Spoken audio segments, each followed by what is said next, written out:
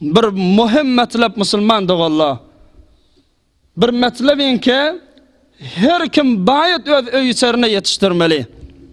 Bir can qavuriyan dostun mı hava? Lep qavuriyanmış on hava. Gitti yetirşin muhim metlebi.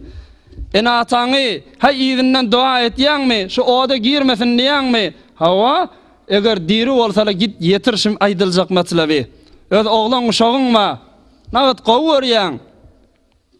Yetireylen bu muhim metlebi. O da öňçek düşüneýlen bir zada insanyň her senne bir etýän günahı var.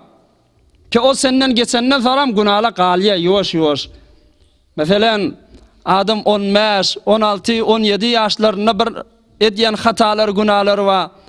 20-25 yaşandan sonra galya o günahla.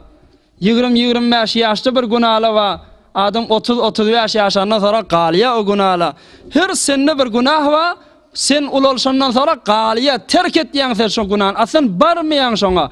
Aya fakat terk edip koyma bilen şu günahın geçilýänmi ha?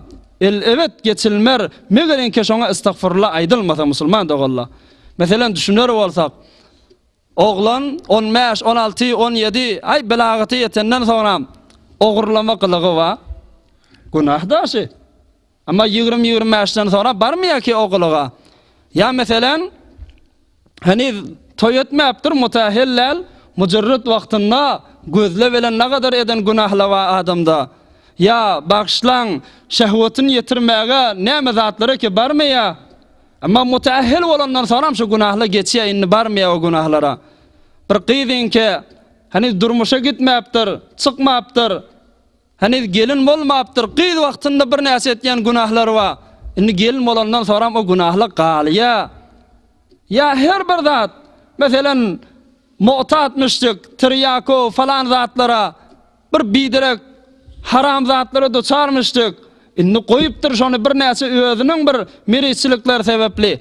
Aya, sual inni şulada, şu günahlan üstünden geçip gidip de inni terk edip etmeyen yürmek aya şu toba olyan mıkam. Aya fakat terk bilen günahla yuğulyan mıkam.